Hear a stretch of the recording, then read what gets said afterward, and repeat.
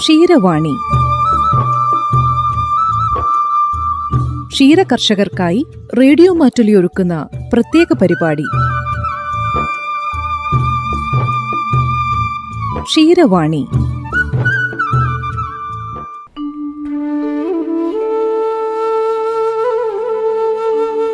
ക്ഷീരവാണിയിലേക്ക് പ്രിയ ശ്രോതാക്കൾക്ക് സ്വാഗതം.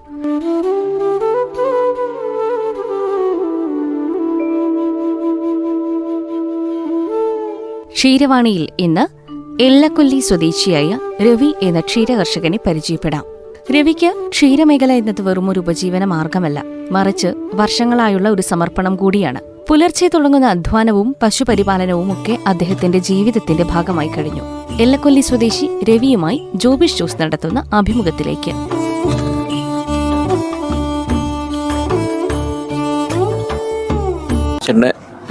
രവി, സ്ഥലം എല്ലക്കൊല്ലി, പുളിക്കൽ, വീട്ടുപേര് എല്ലക്കൊല്ലി, താമസിക്കുന്നു. ക്ഷീരകർഷകനാണ്. എത്ര പശുണ്ട്? ഇപ്പം കറക്കുന്നത് 2 വേറെ 2 ചെനയുള്ളത്, 4 ഓക്കെ. ധാരാളം വർഷങ്ങളായിട്ട് സൊസൈറ്റിയിലെ മെമ്പറാണ്. അതെ, ഒരുപാട് വർഷമായിട്ട് സൊസൈറ്റി മെമ്പറാണ്. ഇപ്പോഴും പാലളന്നുകൊണ്ടിരിക്കുന്നു. 30-35 ലിറ്റർ പാല് 40 ഉണ്ട് 2 പശുവിന്. പശു ഉണ്ടെങ്കിൽ നമുക്ക് കാര്യം ആഴ്ചയ്ക്ക് 10 ദിവസം കൂടുമ്പോൾ നമുക്ക് കയ്യിലോട്ട് പൈസ കിട്ടുമെങ്കിലും എവിടെയും പോകാൻ പറ്റില്ല അല്ലേ? അവിടെ നിന്ന് നമുക്ക് തുടങ്ങാൻ തോന്നുന്നു. അപ്പൊ ചേട്ടൻ ഇവിടെ കുറച്ച് നേരമായി വെയിറ്റ് ചെയ്യുന്നു. അപ്പം ഇനി പശുവിന്റെ കാര്യം ഇവിടെ ചെന്നിട്ട് നോക്കേണ്ടി വരും അല്ലേ? ഇനി ചെന്നിട്ട് പശുവിന്റെ കാര്യം ശരിക്കും നോക്കാനുണ്ട്. ഒരുപാട് പണിയുണ്ട്. ഒരു 2 മണിക്കൂറൊക്കെ താമസം വന്നു കഴിഞ്ഞാൽ അതിന്റെ ബുദ്ധിമുട്ടുകൾ പിന്നെ ഉണ്ട്. ഇനി ചെന്നിട്ട് പുല്ല് വെട്ടണം, വെള്ളം കൊടുക്കണം, തീറ്റ കൊടുക്കണം, ചാണകം പഠിക്കാനുണ്ട്. നല്ല സുഖമായിട്ടുള്ളൊരു മേഖലയാണ്. വലിയ കുഴപ്പമില്ലാതെ പോകുന്നു. ഞാനും എൻ്റെ ഭാര്യയാണ് നോക്കുന്നത്. അതെ, അതാണ് ഞാൻ ആദ്യം അത് ചോദിച്ചത്. അതായത് ക്ഷീരകർഷകർക്ക് പാലിന് വിപണിയുണ്ട്, സൊസൈറ്റി ഉണ്ട്, ക്വാളിറ്റിയുള്ള പാലിന് വില കിട്ടും, 10 ദിവസം കൂടുമ്പോൾ അത് കിട്ടും. പക്ഷേ ഈ പറഞ്ഞതുപോലെ ഇവിടെ നമുക്ക് പോകാൻ പറ്റില്ല. പശുവിന്റെ കൂടെയുള്ള ജീവിതമാണ്. പശുവിന്റെ കൂടെയുള്ള ജീവിതമാണ്. എന്നാൽ നമുക്ക് സമയം കണ്ട് കുറച്ചൊക്കെ പോകാം. ഒരുപാട് സമയം ചെലവഴിക്കാൻ കഴിയില്ല. വീട്ടിൽ വേഗം വരണം, എവിടെ പോയാലും നല്ല രീതിയിൽ പോകുന്നു. 2 പേരുള്ള കാരണം വലിയ കുഴപ്പമില്ലാതെയൊക്കെ. അപ്പൊ അതാണ് ഒരു ജീവിത മാർഗമായിട്ട് വലിയ കുഴപ്പമില്ലാതെ പോകുന്നു. എത്ര വർഷമായിട്ട് ഇങ്ങനെ വരുമാനം? ഒരു 20 വർഷമായിട്ട് ഇത് തന്നെ പരിപാടി. കന്നൽ വളത്തിലായിട്ട് പാമ്പ്ര ക്ഷീരകർഷകർ അവിടെയാണ് പാലളക്കുന്നത്. ഏതെങ്കിലും തരത്തിലുള്ള അംഗീകാരങ്ങൾ, അവാർഡുകളോ ലഭിച്ചിട്ടുണ്ടോ? ഇല്ല, അംഗീകാരം അവാർഡൊന്നുമില്ല. സബ്സിഡികൾ കിട്ടും, സർക്കാരിന്റെയും മിൽമയുടെയും ഒക്കെ കിട്ടാറുണ്ട്. പുല്ല് എങ്ങനെയൊക്കെയാണ് പശുവിന്? നമുക്ക് തീറ്റപ്പുല്ല് നട്ടുപിടിപ്പിച്ചിട്ടുണ്ടോ അതോ ചെത്തുന്ന പുല്ലാണോ? നട്ടുപിടിപ്പിച്ച പുല്ല് പറമ്പുകളിൽ കുറച്ചേ ഉള്ളൂ. നമുക്ക് സ്ഥലങ്ങൾ പരിമിതമാണ്. പിന്നെ അടുത്തുള്ള പറമ്പുകളിൽ പോയിട്ട് പുല്ല് ചെത്തും. അവർക്ക് അതിന്റെ ചാണാൻ സീസൺ ആകുമ്പോൾ കുറേശ്ശെ കൊടുക്കും. അങ്ങനെയാണ്. ഏക്കർ കണക്കിന് സ്ഥലം നമ്മൾ എടുത്തിട്ടുണ്ട്. ഉണ്ട്, ഏക്കർ കണക്കിന് സ്ഥലമുണ്ട്. ഈ 4 കൊടുക്കാൻ. പിന്നെ വൈക്കോലും മേടിച്ച് വെക്കും. ഇപ്പൊ തീറ്റയൊക്കെ ഉണ്ട്, വലിയ കുഴപ്പമില്ലാതെയൊക്കെ ചെത്താനൊക്കെ ഉണ്ട്. തോടരി കൂടിയും എല്ലിലേക്ക് പോയാൽ കിട്ടും. ഏതെല്ലാം പശുവാണ് നമുക്കുള്ളത്? എനിക്ക് ഒരു ജേഴ്സി ഉണ്ട്, ബാക്കി എച്ചപ്പ് ഇനത്തിൽപ്പെട്ട്. നമുക്ക് ഇവിടെ തന്നെ ജനിച്ചു വളർന്ന പശുക്കിടാക്കളെയാണോ ഈ ചെനപിടിപ്പിച്ചെടുക്കുന്നത്? 2 എനിക്ക് തൊഴുത്തിലുള്ളതാണ്. പിന്നെ 2 ചത്തുപോയി കഴിഞ്ഞപ്പോൾ ബാക്കി 2 മേടിച്ചു.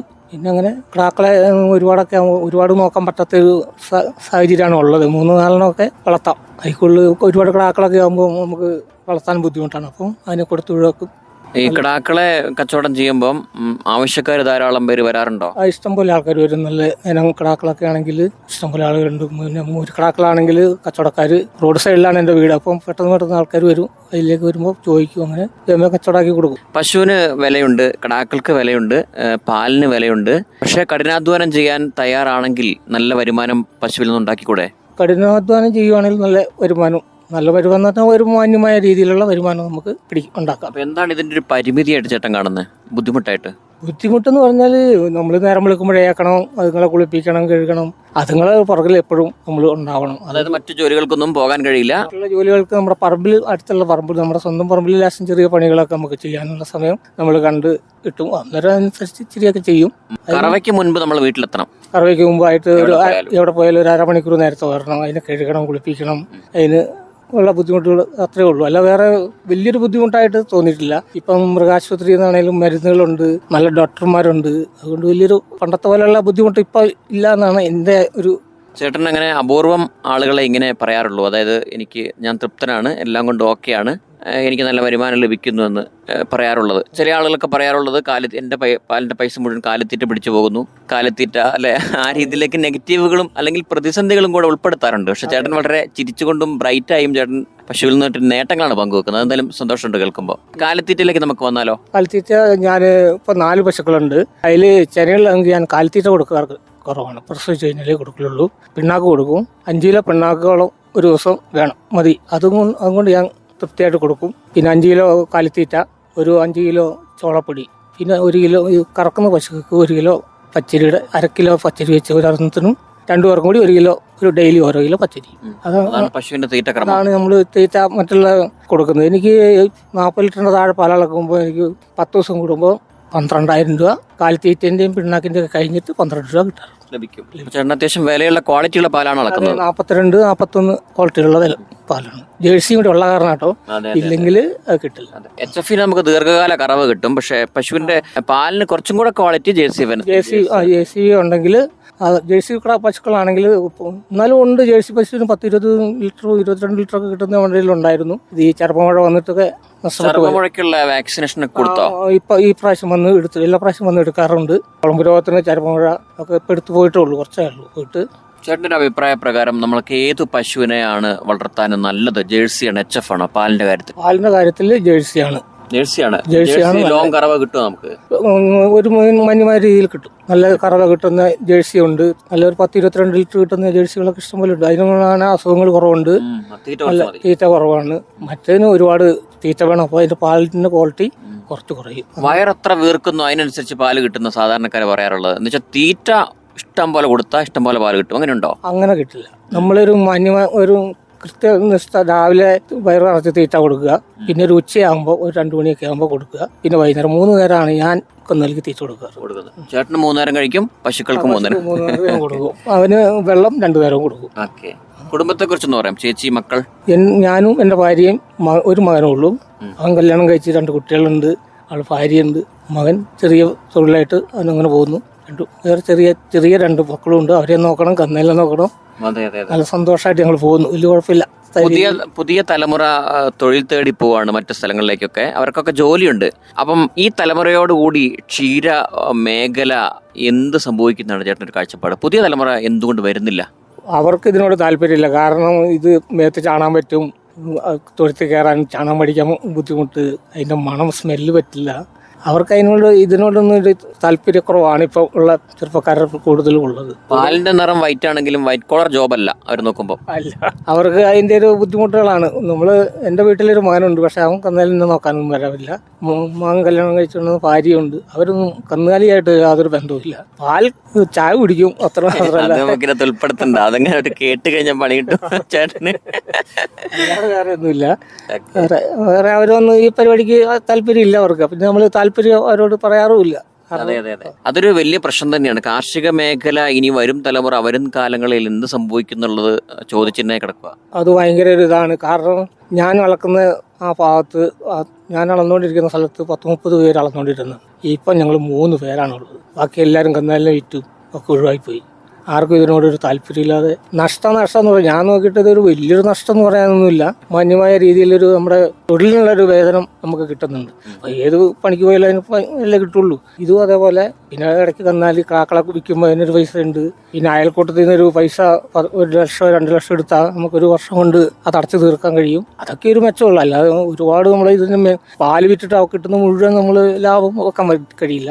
ഇങ്ങനെ ഓരോന്നും മേടിച്ചു കൂട്ടുമ്പോൾ അത് അടച്ച് തീർത്തു പോകും.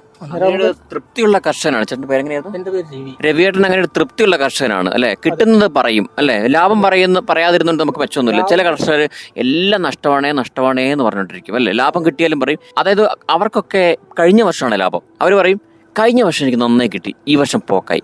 അടുത്ത വർഷം പറയും കഴിഞ്ഞ വർഷം എനിക്ക് നന്നായി കിട്ടി, ഈ വർഷം പോക്കായി. കഴിഞ്ഞ വർഷങ്ങളാണ് അവർക്ക് നല്ലത്. അങ്ങനെ പറയുന്ന ആളുകളുണ്ട്. പക്ഷേ ചേട്ടൻ അതിൽ നിന്ന് വിഭിന്നമാണ്. കിട്ടിയത് ചേട്ടൻ വളരെ സന്തോഷത്തോടെ പറയുന്നു. എനിക്ക് സന്തോഷമാണ് ഈ കന്നുകാലി വളർത്തൽ. കാരണം ഒരു ഭയങ്കര ഒരു മനസ്സിനൊരു തൃപ്തിയാണ്. കാരണം നമ്മുടെ ടെൻഷനുകളില്ല. കന്നുകാലിൻ്റെ അടുത്ത് പോയി നിൽക്കുമ്പോൾ അതിൻ്റെ ഒരു സുഖങ്ങൾ വേറെ. 2 കെട്ട് രാവിലെ പുല്ല് വെട്ടിയാൽ അതിൻ്റെ പിന്നെ ഇടയ്ക്ക് നമുക്ക് എന്തെങ്കിലും അത്യാവശ്യം ഉണ്ടെങ്കിൽ ഓടിപ്പോയിട്ട് വേഗം പറയണം എന്ന് മാത്രമല്ല, അല്ലാതെ ഒരുപാട് സമയങ്ങൾ ഒരുപാട് നേരമൊന്നും അങ്ങനെ ചിലവഴിക്കാൻ കഴിയില്ല. ഇതിൻ്റെ ഒരു ടൈമുണ്ട്, ആ ടൈമിന് എത്തണം, ചെയ്യണം, അത്രേ ഉള്ളൂ. വേറെ വന്യമൃഗശല്യം നമ്മളെ ബാധിച്ചിട്ടുണ്ടോ? വന്യമൃഗശല്യം അങ്ങനെ ബാധിക്കലില്ല. ഉണ്ടെങ്കിലും ഈ പുല്ലൊക്കെ തിന്നു പോവും, മാന് അതിങ്ങനെ കുറേയൊക്കെ തലയ്ക്കൊക്കെ തിന്നു പോവും. പിന്നെ നമുക്ക് ഈ മാനൊക്കെ വ്യാപകമാണല്ലേ? മാനൊക്കെ ഇഷ്ടം പോലെ ഉണ്ട് നമ്മുടെ നാട്ടിൽ. മാന്, പന്നി, കുരങ്ങ്, പുല്ല് കണ്ട കുരങ്ങൊക്കെ കാണാൻ ഓടിച്ചു കളയുക. എന്തായാലും ഇത്തരം പ്രതിസന്ധികളിൽ നിന്നൊക്കെ മറികടന്ന് ചേട്ടൻ പാൽ ഉൽപ്പാദിപ്പിക്കുന്നു, നല്ല ഇനം പശുക്കളെ വളർത്തുന്നു, ലാഭകരമായി തന്നെ മുന്നോട്ട് പോകുന്നു. എന്നാലും പുതിയ തലമുറ ഇതിലേക്ക് ഇറങ്ങാത്തൊരു ദുഃഖമുണ്ടെന്ന് മാത്രം. അതെന്ത് പറഞ്ഞാലും ഇനി കുറെ കഴിയുമ്പോഴിതൊന്നും ഉണ്ടാവും തോന്നില്ല. കാരണം സൊസൈറ്റികൾ തന്നെ അടച്ചു പൂട്ടാനുള്ള ഒരു സാധ്യതകളാണ് വരുന്നത്. ഇപ്പോഴത്തെ തലമുറ ആരും ഇതിനോട് താല്പര്യമില്ല, ഒരു കന്നാലി നോക്കാനോ. നമുക്ക് മറ്റ് സംസ്ഥാനക്കാരുള്ളതുകൊണ്ട് ഇവിടെ ഉള്ളവര് പാൽ കുടിച്ചു പോകും. വരും തലമുറ നിർത്തിയാലും മറ്റ് സംസ്ഥാനങ്ങളിലെ തലമുറ നിർത്താത്തത് കൊണ്ട് നമുക്ക് വലിയ പ്രശ്നം വരുന്നില്ല. പക്ഷെ പാലിന്റെ ക്വാളിറ്റിയിലൊന്നും നമുക്ക് വിശ്വസിക്കാൻ പറ്റില്ല. പാലിന്റെ ക്വാളിറ്റി അവിടെ നിന്ന് കൊണ്ടുവരുന്നത് നമുക്ക് പറ്റില്ല. നമ്മൾ ഉണ്ടാക്കുന്ന പാലിനാണ് നല്ല ക്വാളിറ്റി ഉള്ളത്. തീർച്ചയായും. അപ്പം വിശ്വസിച്ച് കഴിക്കാം.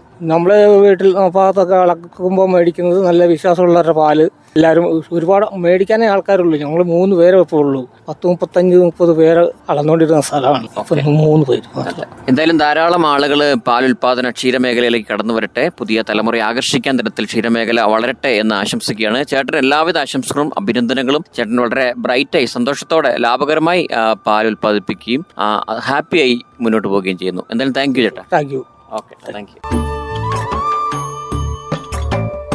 എള്ളക്കൊല്ലി സ്വദേശിയായ രവിയുമായി ജോബിഷ് ജോസ് നടത്തിയ അഭിമുഖമാണ് ഇന്ന് ക്ഷീരവാണിയിൽ ശ്രോതാക്കൾ കേട്ടത്. ക്ഷീരമേഖലയിലെ ഉയർച്ച താഴ്ചകളിൽ തളരാതെ നാടിന്റെ നന്മയ്ക്കായി ശുദ്ധമായ പാൽ ഉൽപ്പാദിപ്പിക്കാൻ കഴിയുന്നത് തുടരാൻ തന്നെയാണ് രവി ആഗ്രഹിക്കുന്നത്. ഇന്നത്തെ ക്ഷീരവാണി ഇവിടെ പൂർണ്ണമാവുകയാണ്. മറ്റൊരു ക്ഷീരകർഷകനെ പരിചയപ്പെടുത്താം ക്ഷീരവാണിയുടെ അടുത്ത അധ്യായത്തിൽ. നന്ദി, നമസ്കാരം.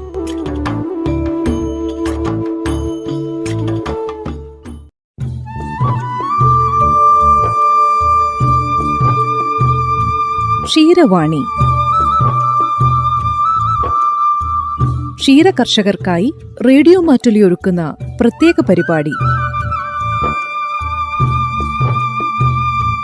ക്ഷീരവാണി.